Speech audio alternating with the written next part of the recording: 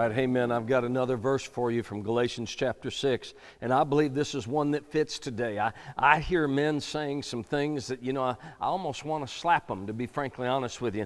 I hear them say things like, I'm tired, and I've had a hard week, and things have been difficult, and, the wife has been getting down on me, and kids are going over here. I hear men say all sorts of things for why they can't serve God or why they can't be in the house of God, and I hear them. And this verse is what comes to mind. It's Galatians 6 verse 9 says, let us not grow weary while doing good, for in due season we will reap if we do not lose heart.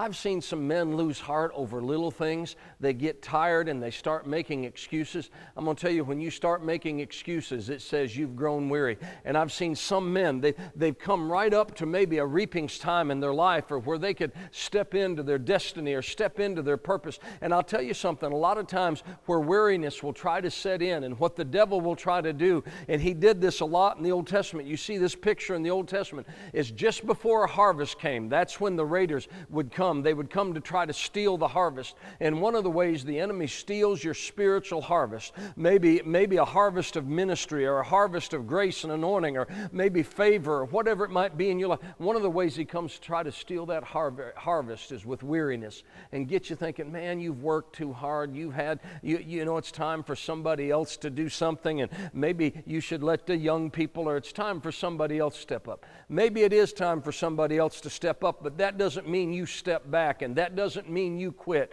and that doesn't mean you give up. You need to keep your passion. You need to keep on fire for God and not let that weariness set in. I understand being tired. You might be tired physically, but weariness is a spiritual condition where things have gotten into your heart. And I might say it's like the book of Revelation. Maybe you've grown cold, or you've letting yourself cool off. I want to challenge you. Slap yourself. Do what it takes.